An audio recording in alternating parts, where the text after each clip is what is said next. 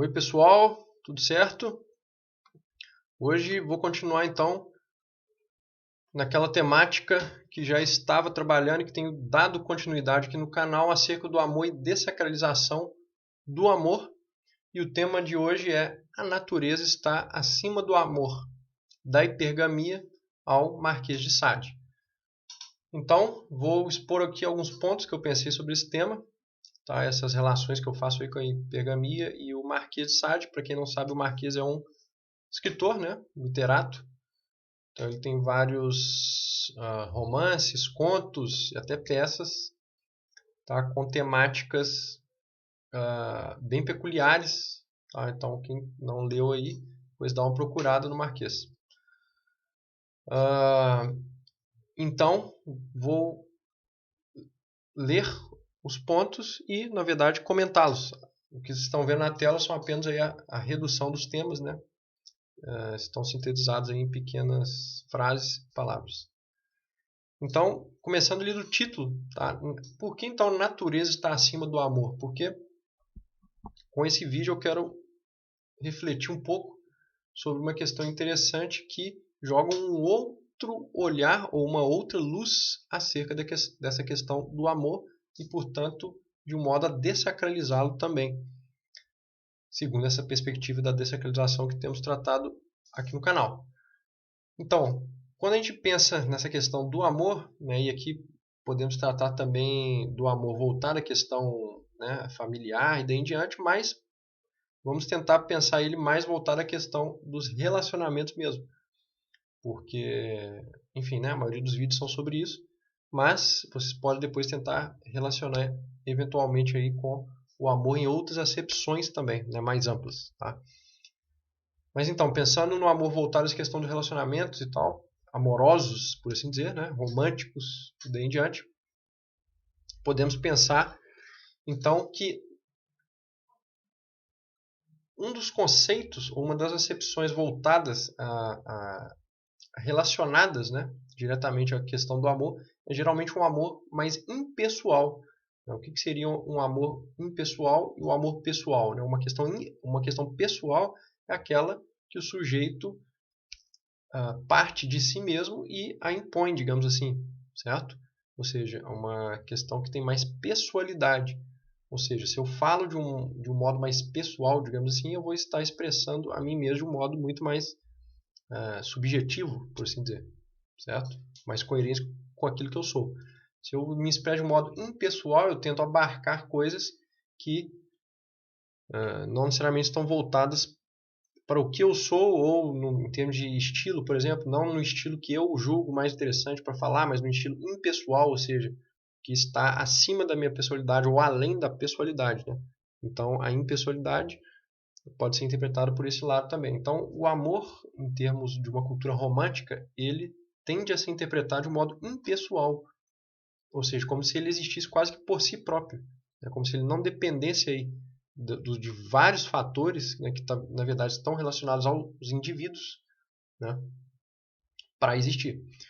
E aqui então, como você já sabe também, o canal tem toda essa questão do que eu venho pensando como filosofia egóica. Então, de acordo com uma própria filosofia egóica mesmo, que é o que eu tenho tentado em parte expor aqui também, né, a própria perspectiva da impessoalidade ela já nem sequer pode existir, ela já não existe simplesmente.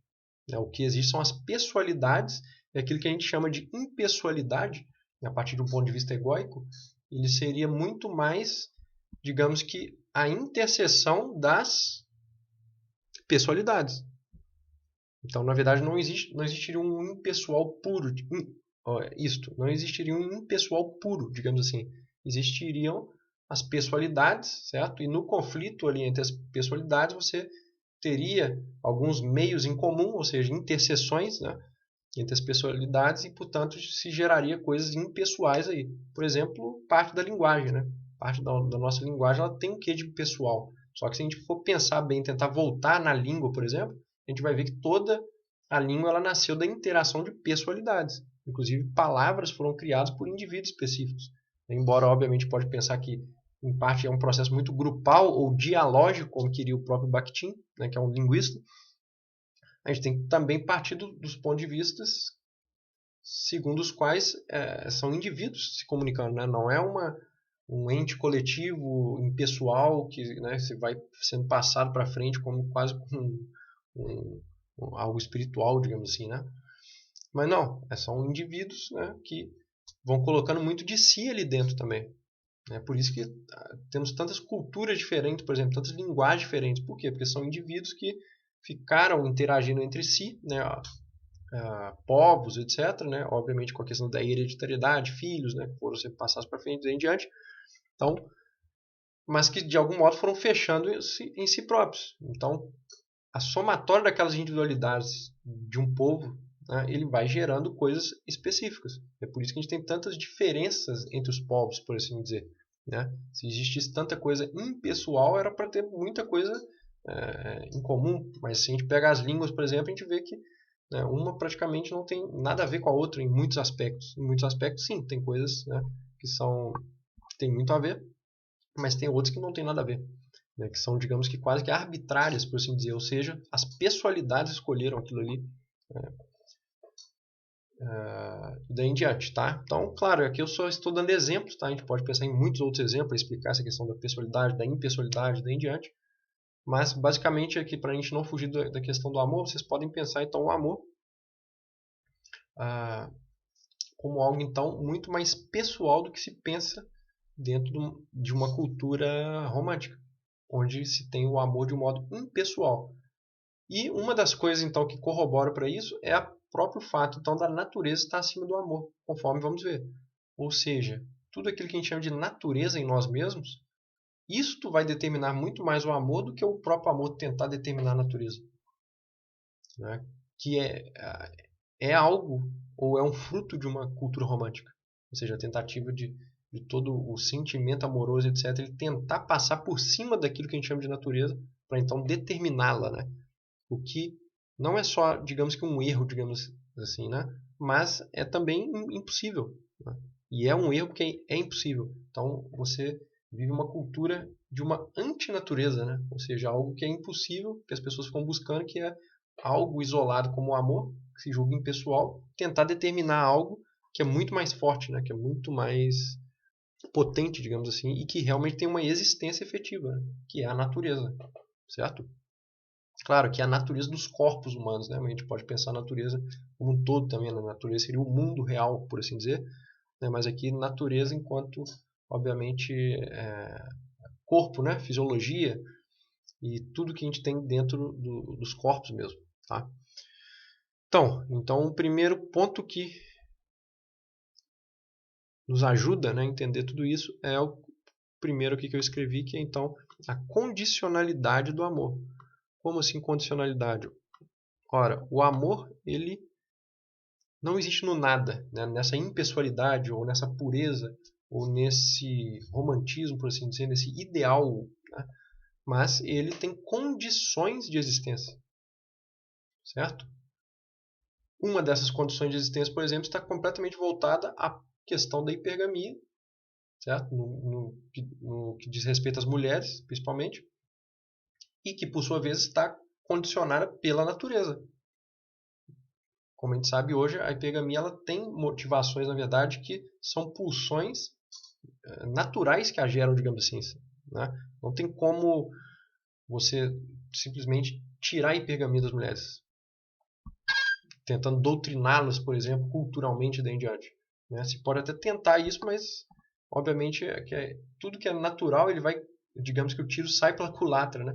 A natureza ela sempre vai se expressar ela vai tentar curvar as coisas a ela mesma. E se a gente acha que ela não se expressa por um meio, ela vai curvar, digamos assim, e te pegar de um outro modo, né? Subrepeticiamente, por exemplo. Acho que é assim que se diria aí essa palavra. Tá? Então, tem tudo a ver. A condição que esse amor vai existir com a questão da hipergamia. Então, nesse caso, o que teria a ver? Por exemplo, com as mulheres que a gente sabe a hipergamia. Para quem não sabe, basicamente a hipergamia é a tendência que as mulheres têm em procurar homens que sejam iguais ou superiores a elas. E, em geral, superiores. Ou em status, ou em condições financeiras, ou em beleza, certo?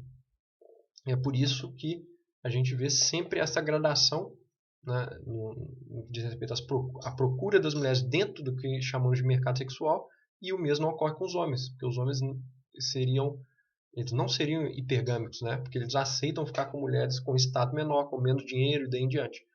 Isso, inclusive, tem causado problemas atualmente, justamente porque com a entrada das mulheres no mercado de trabalho, elas, obviamente, alçam em termos econômicos, né? O que, por outro lado, vai fazer com que a hipergamia, no sentido econômico, seja estimulada, certo? Porque se a gente pensa, então, que todas elas que têm mais dinheiro em função, né, do trabalho daí em diante, não vão ficar com homens que ganham menos, sendo que a maioria dos homens vão ganhar pouco naturalmente, ou melhor, não só os homens, mas a maioria das pessoas numa sociedade elas não ganham tão bem, né? Então, a tendência é o quê? Que não se tenha tanto relacionamento, portanto, por exemplo, menos geração de filho e daí em diante. E muito mais pessoas que, juntando então essa questão de não ter relacionamentos com uma cultura que ainda traz essa questão romântica, se gera muitos dos sintomas que a gente sabe aí, em termos psicológicos, de depressivos, certo? Porque você tem então mulheres que não querem homens inferiores, digamos assim, a elas, no sentido econômico, ou muitas vezes até mesmo de status, e por outro lado você tem uma cultura que ainda continua com um bombardeamento romântico, de que as pessoas têm que casar, têm que, né, constituir famílias daí em diante, certo? E mais ainda tem que levar à frente aquele ideal, né, de relacionamento e daí em diante. Ou seja, essa conta não fecha, né? Porque se você tem essa cultura e de outro lado você tem a hipergamia agindo de um modo cada vez mais drástico, né, você não tem muito o que fazer para restaurar, digamos assim, as coisas. Por quê? Porque de um lado o poder que as mulheres têm no mercado de trabalho, etc., ele não vai retomar, ele não vai regressar, certo? E talvez nem seja interessante se pensar nisso, né? Esferas que pensem isso, as mulheres então não têm que trabalhar. Não, ninguém tem que pregar algo desse tipo, certo? As mulheres vão continuar trabalhando e daqui para frente vai ser isso aí, né? Não há nenhum regresso para trás nesse sentido. Até porque as mulheres sempre trabalharam, digamos assim, só que tinham outros tipos de trabalho que não os do mercado. Mas uma vez que foram inseridas no mercado atual, assim como nas questões públicas, né, isso não vai voltar. Então, a gente tem que partir já disso como um fato dado para então pensar novas coisas para o futuro. Em certo aspecto, por exemplo, é muito mais fácil, entre aspas, tentarmos reavaliar a questão de uma cultura romântica, né, e tentar decrescer isso do que mexer no outro lado, por exemplo, que é essa questão do mercado de trabalho, né? Então, podemos enxergar por esse lado também, tá? Aqui é só uma das coisas, tá, que eu estou colocando assim, uma perspectiva possível, né? Não estou falando que tem que ser isso, mas é uma possibilidade em termos estratégicos, né? Então, basicamente, a hipergamia, ela, enquanto algo vinculado à natureza e, por outro lado, então, ela também ser uma das condições do amor, né? Por quê? Porque, então, se a mulher ela vai procurar esse homem igual ou superior e não inferior nesses outros termos, né? Claro que há exceções, mas no geral há essa questão da hipergamia. Ela vai, ao mesmo tempo, então, ter a hipergamia enquanto uma das condições do amor, porque ela não vai amar se este amor não estiver vinculado, digamos, com os próprios instintos hipergâmicos. Então aí já temos uma primeira condicionalidade no que diz respeito ao amor da mulher. Claro que aqui estou apenas isolando a hipergamia, tá? Mas temos muitas outras condições, inclusive no amor do homem também há condições. Por exemplo, o homem, se ele não se sentir, por exemplo, atraído sexualmente por uma mulher, ele não vai, muito difícil ele amá-la, digamos assim. A longo prazo, claro que ele pode, né, mesmo o instinto sexual decaindo, ele pode continuar amando, digamos assim, né? Mas no início é algo muito mais difícil, né, de acontecer. Então, ou seja, a própria atração sexual é uma das condições também para o homem. É uma das condicionalidades do amor. e talvez também em parte para a mulher, né? Claro que, então, se os dois se atraírem, né, tiverem ali essa atração, o vínculo vai ser mais forte, obviamente. Embora um dos lados pode ter um menor vínculo nesse aspecto, né? Ou seja, nesse caso já estamos vendo que temos condicionalidades no amor. Ou seja, se essas condições não forem satisfeitas, isso que se chama de amor também não vai haver. Ou, se houver, ele vai tender a decrescer caso essas condições diminuam. Aqui só estou citando algumas, mas podemos pensar em muitas. Tudo que é relacionado à natureza e às relações vai, de algum modo, influenciar nisso que se chama de amor. Portanto, ele não é impessoal e, portanto, também ele não tem nenhuma pureza, digamos assim. Mas não, ele está condicionado, né, por fatores aí naturais, de um lado, né, e obviamente vai ter a influência cultural e daí em diante. Tá? Não estou negando isso aqui em parte, né, mas estou dizendo que também por trás da cultura temos sim toda essa cadeia de coisas que partem das questões biológicas e fisiológicas para determinar isso. A cultura ela pode tentar frear isso mais ou menos, mas de algum modo, né, essas coisas sempre vão estar subjacentes ali de algum modo, se expressando, né, seja por um meio ou por outro. Né? No passado, talvez as coisas, esses mesmos instintos e pulsões e questões naturais e condicionalidade, eles se expressavam também, mas talvez em outras condições. Né?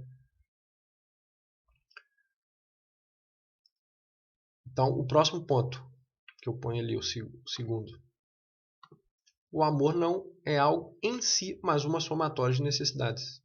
Então, quando a gente para aí para analisar, pensar filosoficamente no amor, a gente vai ver que ele não é uma coisa só. Embora a palavra em si, ela tenda a gerar isso em nós, ou seja, ela nos engana quando a gente pensa o amor, né? Mas na verdade não existe o amor, né? Ou seja, ele não é algo em si, mas ele é uma somatória de necessidades. E se essas necessidades não forem satisfeitas, e muitas delas são as próprias condições para o amor, voltando ao ponto anterior, então este amor também não vai existir ou vai diminuir. Ou nem sequer vai ter a possibilidade de existência. Certo? Ou seja, ele tem uma somatória de necessidades. Ele é uma somatória de necessidades. Se elas forem satisfeitas, você tem aquele vínculo. Se não, não.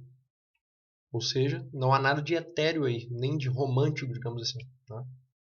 Olhando dessa perspectiva. Terceiro ponto. O amor é o egoísmo expandido. Tá? Este ponto aqui eu queria pegar depois um vídeo futuro só para explorar ele, até porque ele tem mais a ver com o próprio título aí do canal, né, que é o que eu tenho pensado como filosofia egóica, né, que é analisar muitas coisas, ou né, grande parte das coisas, pela perspectiva egóica. Né? Ou seja, partindo do indivíduo, do egoísmo do indivíduo e observando essas coisas a partir disso, né, para daí tirarmos determinadas conclusões. Mas o amor, eu também julgo que ele não está fora disso. Tá? Ele é sim um fruto das pulsões individuais que então vão querer se apropriar, por exemplo, de algo. Né? No caso, se apropriar de outra pessoa. Claro que não se apropriar no sentido de necessariamente propriedade, tá? Isso eu já falei em outros vídeos. Até porque se tem duas pessoas que querem se apropriar uma da outra, né, não é a mesma coisa de uma pessoa que, por exemplo, quer se apropriar desse copo aqui. Né? Porque o copo não tem uma vontade que vai contra a minha. Né? Então, por isso que eu facilmente pego o copo e faço o que eu quiser com ele. Mas uma pessoa não faz o que quiser com a outra. Por quê? Porque as duas, uma quer se apropriar da outra. Então, como entes vivos que têm vontades, eles tentam se apropriar e por isso não se apropriam totalmente. Né? Mas quando a gente percebe um casal, por exemplo, a gente vê que eles estão tentando se apropriar um do outro. E é por isso que as relações, no que diz respeito a amorosas daí em diante, e assim como outros também, né? Mas principalmente as amorosas, elas vão ter uma linha tênue ali entre a paz e o conflito. Né? Por quê? Justamente porque, se a gente pensar, um está disputando com o outro o tempo inteiro ali. Quem vai conseguir se apropriar mais do outro? É por isso que a gente observa um casal e a gente nota que um manda mais no outro, o outro manda menos. Em todo caso, por exemplo, quando as pessoas moram juntas, elas, digamos que se apropriaram praticamente uma da outra, porque elas o tempo inteiro têm umas às outras do lado. Certo? Se a gente parar para pensar por esse prisma, é muito interessante isso. Né? Do mesmo modo que você quer ter, sei lá, o seu violão dentro da sua casa. Você não quer que seu violão saia por aí nas mãos de outra pessoa. Do mesmo modo, você não quer deixar que a sua mulher sei lá, fique com outras pessoas e ela não quer que você fique com outras pessoas. E nem que você fique longe, quer que as pessoas, os casais querem que um fique do lado, né, se puder, vai quase que aprisionar a pessoa ali uma do lado da outra, né? Ou seja, tudo isso é um instinto sim de apropriação, né? Não tem como negar isso. E nesse sentido, o amor é uma espécie de egoísmo expandido, porque esse mesmo egoísmo que vai nos levar para outras coisas, ele quando levado à questão relacional, sexual e amorosa, ele vai ser aquilo que move a apropriação disso, dessas coisas, certo? Mas é um tema profundo assim e até mesmo controverso, né? Então eu quero usar um vídeo inteiro para abordá-lo, tá? Mas queria trazer ele aqui justamente para vocês verem também que a natureza, ou seja, isso que tem na natureza do indivíduo, por exemplo, a necessidade de conservação, certo? Que todo indivíduo tem. A reprodução também é uma necessidade individual, certo? E tudo isso está relacionado ao que? À natureza, concordam, né? É a natureza e é algo intrínseco, em termos fisiológicos. Mas isto também é o que leva as pessoas a procurar outras, por exemplo, a procurar o próprio amor, a reprodução, né? A conservação, a reprodução, a expansão, né? E o poder também, né? Aquilo que Nietzsche chamava em parte de vontade de poder, né? Mas, enfim, talvez seja um tema muito abstrato, né, para a gente usar nessa discussão, mas que também pode ser encaixado aí de um modo interessante. Próximo ponto, quarto ponto, o amor enquanto meio de poder, que é justamente isso aí. A hipergamia é um dos meios para isso. Então, quando a gente nota, por exemplo, leva em conta nessa questão do poder, né, que tem tudo a ver com essa questão da apropriação, tá?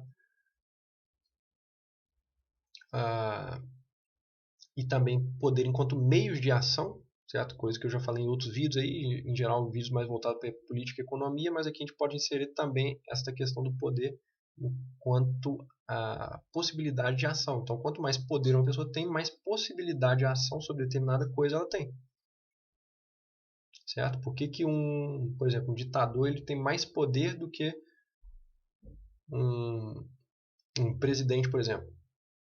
Porque ele tem mais possibilidade de ação sobre o mundo. Ele tem muito mais repartições, tem à sua disposição, né? Ele pode comandar mais, ele pode ter um exército que ele manda nele e daí em diante. Né? Então, ou seja, sua possibilidade de ação é maior.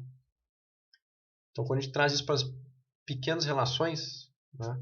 Ou seja, não relações no nível político, ou seja, onde uma ação pode causar muita destruição, né? A gente pega as relações individuais entre as pessoas nesse sentido, principalmente das amorosas, que é o nosso assunto.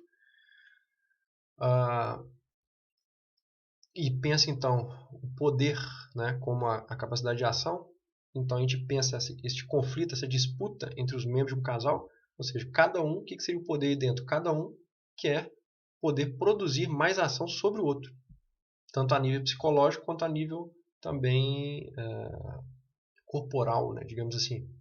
Então, se você tem um poder sobre a pessoa no sentido, por exemplo, sexual, né, você quer dizer que a sua ação sexual sobre o corpo da pessoa é mais, quer dizer, para você o corpo dela é mais liberado, obviamente segundo a vontade dela também, né?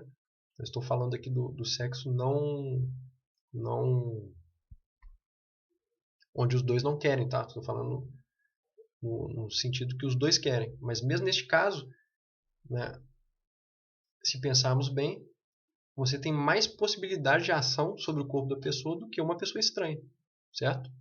Por exemplo, um homem e uma mulher são casados, eles pelo menos a priori, digamos assim, né? Eles têm mais possibilidades de fazer sexo, né? E não querem que esse sexo seja compartilhado com mais gente. Ou seja, um consegue exercer mais ações sobre o corpo do outro do que o restante das pessoas que existem. E nesse sentido, então, elas têm mais poder umas sobre as outras. Por quê? Porque tem mais possibilidade de ação sobre as outras. Certo? E aí, pergaminho, então, como eu coloco ali no restante, é um dos meios para isso. Ou seja, a hipergamia, em parte, o que ela faz? Ela tende a fazer com que, se a mulher está num nível determinado de poder, por exemplo, econômico, ou de status, né, ou de beleza, ela vai alçar o homem para elevar o seu nível de poder. Então a hipergamia tem tudo a ver com isso, ou seja, não só com a questão da natureza, como a gente tinha dito antes, e com a condicionalidade do amor, mas também com o poder. Né? E então o amor seria uma ponte entre o poder e a hipergamia também. Né? Porque o amor, na verdade, nesse sentido, ele só seria um dos meios para isso. Seria um meio para um acúmulo de poder, né? Que a hipergamia também, por sua vez, ajuda a alçar. Então, quando a gente começa a, né, pegar esses conceitos e vê-los nesse prisma, a gente nota que está tudo interligado. E de um modo, então, que acaba com todo o olhar romântico, né, para essas coisas. Tá? Então, o próximo ponto, que é o ponto final, que é sobre o Marquês, então. Tá? Os crimes do amor de Marquês de Sade e outras obras. Então, eu trago ali duas frases do Marquês e também o nome de Lamétrie. Tá? O Lamétrie, que é um filósofo francês anterior ao Marquês e que é um médico e que tem obras sobre, enfim, filosofia, né? Mas uma filosofia de um ponto de vista mais materialista, o corpo de um ponto de vista mais materialista, até porque ele era médico, né? Isso é bem interessante, essa relação entre filosofia e medicina na obra dele.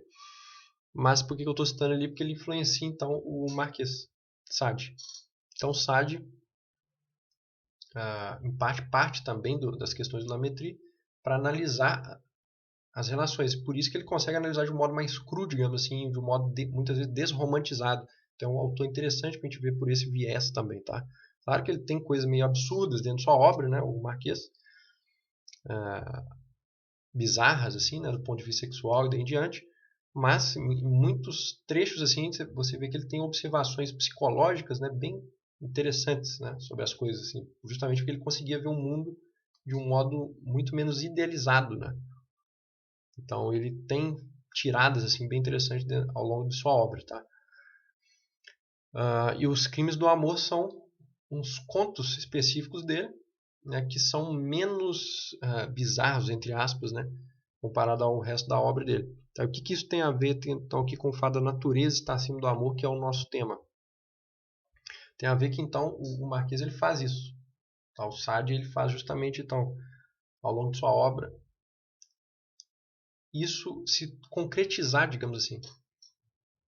Tá? Ou seja, a gente nota muito que o amor ali dentro, por exemplo, nos crimes do amor, ele vai ser um componente determinado. Né? Mas pelo amor, outras coisas como crimes, por exemplo, são feitos. Né? Então, nesse ponto de vista, ele desacraliza o amor, para mostrar que o amor também ele pode gerar coisas muito trágicas. Né? Então, portanto, ele não tem essa questão pura, como se pensa, né, de um lado, e de outro, muito disso vai ter a ver com coisas, entre aspas, da natureza, por exemplo, como o ciúme. Então, muitos desses crimes são praticados a partir disso. Ou seja, o ciúme, quando a gente pensa, se ele leva, por exemplo, a um próprio crime, né? Onde que está o amor aí? Este amor que seria o amor puro e daí em diante. Então, o ciúme, nesse caso, ele supera o próprio amor. Ou seja, quando uma característica natural, né? E claro que ciúme a gente pode pensar até que ponto é natural, até que ponto é a cultura que influencia e daí em diante, né? Mas querendo ou não, ele tem a ver com essa questão do poder que a gente está falando também, da posse, né? E daí em diante. É muito de um estímulo disso, né? Que é mais ou menos influenciado dependendo da cultura, dependendo da personalidade da pessoa também, claro, né? Mas enfim, então em muitos trechos, né, da obra dele, ele torna claro isso, como que, na verdade, essas questões naturais, muitas vezes elas vão passar por cima disso, que a gente chama de amor e daí em diante, para se expressar. E muitas vezes o amor vai ser só um meio para a natureza e não o contrário. Não é a natureza que é um meio para o amor. Aí, então trouxe também duas frases a seguir dele, onde a gente pode pensar um pouco sobre essa questão da natureza. Tá? Então a primeira delas é a seguinte: antes ser um homem da sociedade, sou da natureza. Ou seja, né, aí fica claro como que o Marquês ele não toma essa questão da cultura e da sociedade como fez muitos dos filósofos do século XIX e XX, né, que foi tomar essa questão do cultural, etc., do social, como o grande determinante ao invés de ser a natureza. Por exemplo, como fazem ou fizeram os existencialistas. Por exemplo, Sartre e daí em diante. Ou seja, achar que o que vem depois da existência, ou que está para além da questão, inclusive biológica, vai determinar muito mais, né, as coisas. Por exemplo, na própria frase existencialista, né, de que o ser, né, ele é, na verdade, a existência. Na verdade, ele pensa o seguinte, né, basicamente, em resumo, é que o ser ele não vai determinar a existência, ou nesse sentido cultural, né, o ser vai ter menos valor do que a questão cultural em si. Tá? Mas aí, no Marquês, a gente não vê tanto isso, a gente vai ver muito mais a questão da natureza tentando dominar as coisas, influenciar em muito mais coisas do que propriamente a sociedade vir de cima ou a questão cultural e determinar completamente a natureza. Tá? Então as próprias coisas dentro da sociedade já são expressões da natureza, digamos assim. Né?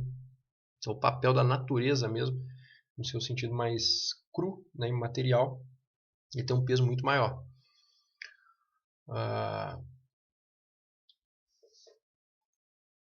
Então é bem interessante isso. Tá?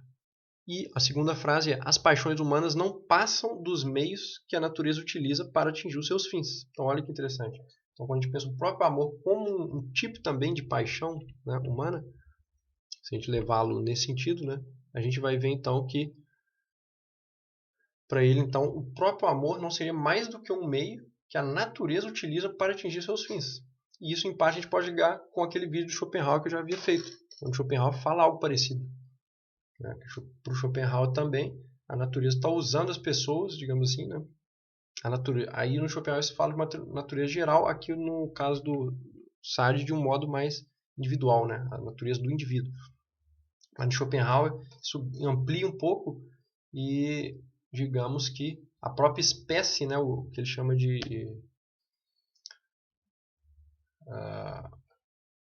espírito da espécie, o ente da espécie, não me lembro exatamente qual era o termo, né? O gênio da espécie, aliás.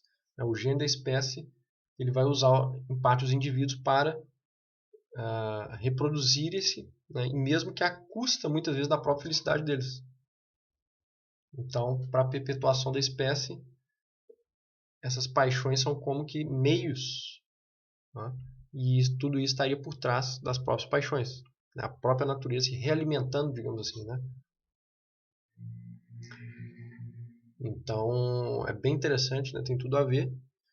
E, enfim, né? Eu acho que por essa frase aí do Marquês ficou bem sintetizado aí o nosso tema inicial de que a natureza estaria acima do amor. Né? Porque então, se a gente tem o amor enquanto uma espécie de paixões humanas, né? Se a gente leva para esse lado, então, né? O amor, segundo ele, não passaria de um meio que a natureza utiliza para atingir os seus próprios fins. E se a gente traz então para a natureza individual, é a mesma coisa. Né? Então, isso que a gente chama de amor não seria mais do que também uma somatória de necessidades, como eu denomino ali em cima, para a natureza individual atingir os seus próprios fins. Certo?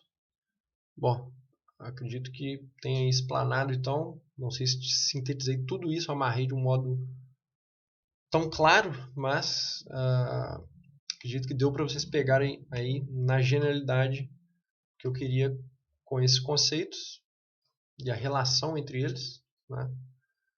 E quem quiser comentar aí, deixar sugestões ou críticas, né, podem comentar aí que tentarei responder então, tá pessoal? Mas aí mais um vídeo então sobre o tema desacralização do amor.